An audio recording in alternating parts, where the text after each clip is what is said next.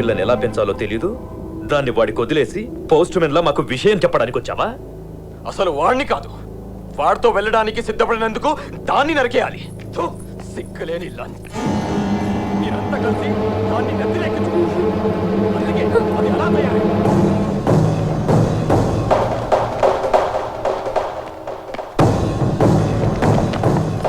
నీకు ఇంతకు ముందే చెప్పాను, ఆడపిల్లను తక్కువ చేసి మాట్లాడతాను. పెళ్లి కొడుకు నీ స్నేహితుడిగా, నీతో తిరిగేవాడికి నీకు మించిన సంస్కారం ఏముంటుంది?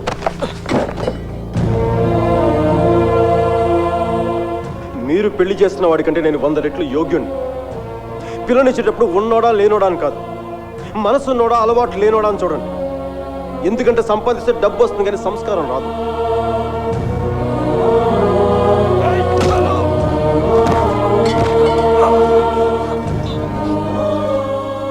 వీడిని పూర్తిగా మంచోడిగానే మార్చండి, లేదంటే పూర్తిగా చెడిపోమని చెప్పండి. కానీ మధ్యలో ఊగిసలాడతా బతకద్దని చెప్పండి.